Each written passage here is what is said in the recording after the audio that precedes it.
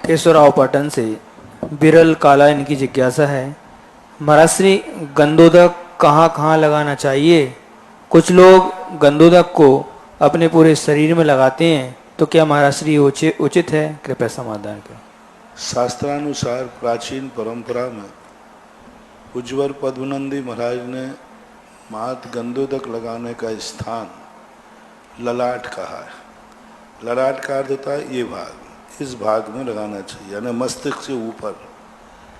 दूसरी बात के बाद में किसी ने आँखों के ऊपर, आँखों के अंदर नहीं, आँखों के पलक के ऊपर लगाने की बात कही। ये दो स्थान ही अभी तक आगम में मिले हैं। पूरे शरीर में गंधोदक लगाना अनुचित है, गंधोदक का दुरुपयोग है, और वो गंधोदक फायदे के स्थान पर नुकसान करेगा। इंजेक्शन हर स्थान पर नहीं लगाया जाता है, इंजेक्शन लगाने का स्थान निश्चित होता है। और जहाँ महाराज पेट में दर्द हो तो अरे भाई, पेट में दर्द होता है तो इंजेक्शन तो बाजू में या कूल्हे पे ही लगता है।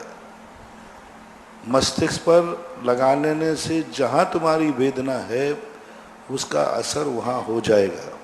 इसलिए आगम की परंपरा को तो स्वीकार करना ही चाहिए। अन्य शरीर पवित्र नहीं है, अन्य शरीर निम्न अंग का माने जाते हैं, और गंधोदक उत्तमांग पर धारण किया जाता है, शिरोधारी किया जाता है। इसलिए जो शरीर में फूटते हैं, सारे शरीर में लगाते हैं, ये उनको कभी फायदा नहीं करेगा, नुकसान ही नुकसान है।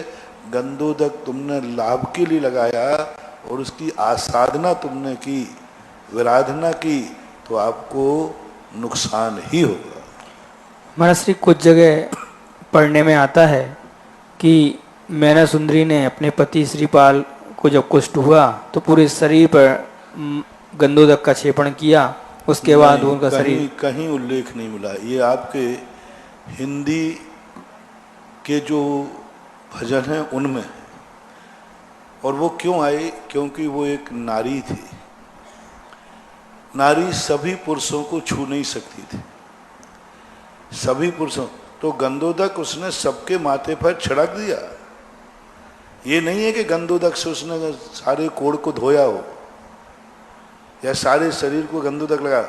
गंधोदक चूंकि नारी थी, उसने अपने हाथ में गंधोदक लेकर के सबके माथे पर डाल दिया, तो वो भजन में आ गया गंधोदक छिड़का। छिड़का भी है तो भी वो सिर पर ही छिड़का है, ना कि पूरे शरीर पर छिड़का गया। और सिर पे छिड़कने के बाद वो बूंदें कहीं गिर जाती हैं, वो बात अलग है, लेकिन उसने मस्तिष्क पर छिड़का, क्योंकि वो सबको तो लगा नहीं सकती थी, और घाव इतने ज़्यादा थे कि वो सबके लिए साफ कर नहीं सकती थी। और चूंकि वो नारी है तो नारी सभी शरीर में तो कुछ गंधोदक लगा नहीं सकती थी, इसलिए वो नारी होने के नाते उसने गंधोदक को, अपन दूर से गंधोदक लेना सिर पर छिड़क देते हैं। मान लो कोई सूतक वाला है, गाय बैल पशु है, कोई निम्न जाति के लोग हैं, अशुचि है, तो उसके ऊपर गंधोदक को दूर से ऊपर से डाल दिया, तो उसको बोलते छिड़कना। ऐसा पूरे शरीर में लगाया, ऐसा उल्लेख तो मुझे मिला नहीं।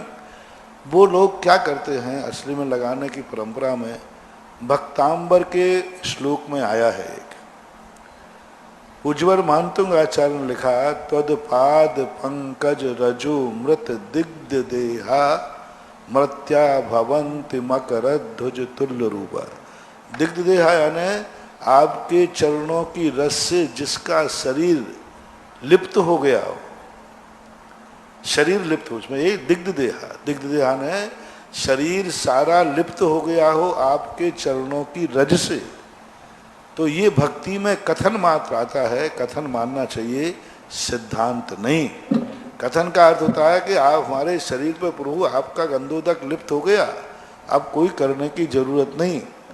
तो ये भक्ति में भक्तांबर में ऐसा कहने से लोग ये मानते हैं कि पूरे शरीर में गंधोदक का लेप होना चाहिए।